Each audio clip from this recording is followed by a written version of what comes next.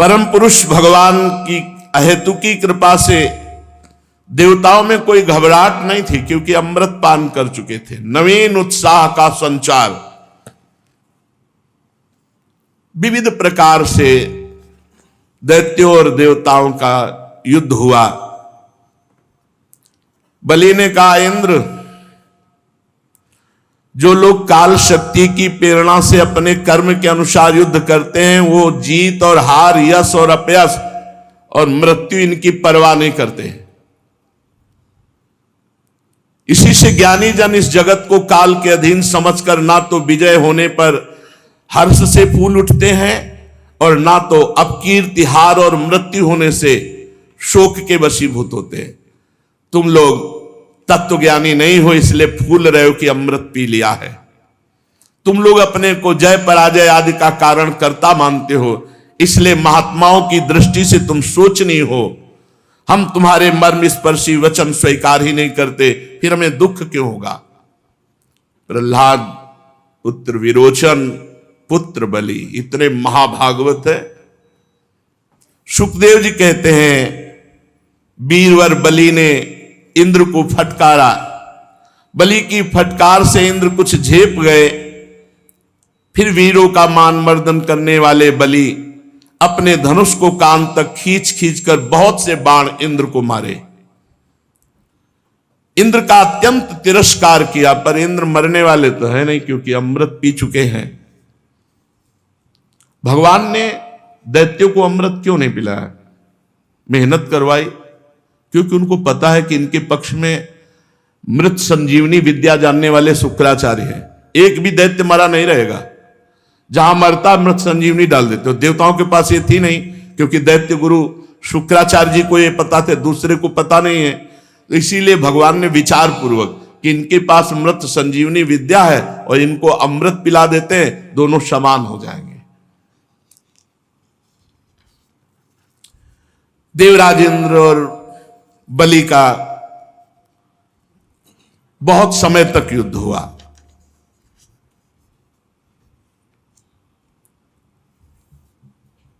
त्वष्टा की तपस्या का सार जो वृत्तासुर प्रकट हुआ था, इंद्र ने कहा, मैंने वज्र के द्वारा उसको मार डाला। अनेक दैत्य जो बहुत बलवान थे, किसी अस्त्र शस्त्र से नहीं मरते थे, उनको मृत्यु के घाट इसी वज्र से उतार दिया। वही मेरा वज्र ये नमुचि नाम के दैत्य को क्यों नहीं मार पा रहा? ये ब्रह्म तेज से बना हुआ वज्र इसके गले में खरोच भी नहीं कर पा रहा। इंद्र बहुत विषाद करने लगे। नमुचि आक्रमण पे आक्रमण कर रहा है, पर देवराज इंद्र का वज्र काम नहीं कर रहा।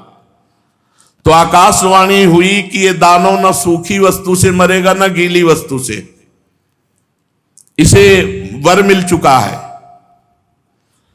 सूखी या गीली वस्तु जो ना होगी उससे मर जाएगा। इसलिए इंद्र इस शत्रु को मारने के लिए विचार करो जो सूखी और गीली वस्तु ना हो। आकाशवाणी सुन करके बड़ी एकाग्रता से विचार करने लगे कि कौन सी ऐसी वस्तु है जो सूखी या गीली नहीं है, उससे मारा जा सके। तो ध्यान में आया भगवत प्रेरणा से फेन। फेन न सूखा है और न गीला है, इसलिए उन्होंने समुद्र का फेन लिया और फेन फेंका, तो फेन से उसकी गर्दन कट गई, जो वज्र से नहीं कटी थी। गंधर्व शिरोमणि विश्वावसु तथा परावसु गान करने लगे, देवताओं की दुंदुभियां बजने लगी, नर्तकियां आनंद से नाचने लगी। इस प्रकार वायु, अग्नि, वरुण आदि दूसरे देवताओं ने भी अपने शत्रुओं को परास्त किया। ये भगवान की लीला होती रहती है। कभी दैत्य परास्त करते देवताओं को, कभी देवता दैत्यों को, कभी साधु जनों की विजय होती, कभी असाधु जनों की विजय होती है। पर जो भगवान की छत्र छाया में रहते हैं उनका सदा मंगल ही होता है। नारद जी आए और कहा, देवता और दैत्यों, आप लोग अपने अपने बल को लगाकर देख चुके हो, अब हमारी आज्ञा है कि दोनों सुख समृद्धि को प्राप्त हो और युद्ध बंद करो। सुखदेव जी कहते हैं, देवताओं ने देवर्षि नारद की बात मानकर अपने क्रोध के वेग को शांत किया और फिर दैत्यों ने भी वही बात मानी और युद्ध बंद हुआ। नारद जी एक ऐसे महात्मा हैं कि देवता मतलब कंस के पास जाते हैं तो वैसे सम्मान, वसुदेव जी के पास तो वे कहीं भी जाएं इनका कहीं तिरस्कार नहीं, और सबको ऐसा लगता है मेरे हित की ही बात कहते हैं। जो मरे हुए दैत्य थे, देखो शुक्राचार्य जी ने अपनी मृत संजीवनी विद्या से उनको जीवित कर दिया। किसी के कोई घाव नहीं, कोई कटे अंग नहीं, सब स्वस्थ। इसीलिए भगवान ने देवताओं को अमृत पिलाया। बलि जी भगवान का चिंतन करते हुए न दुख न सुख,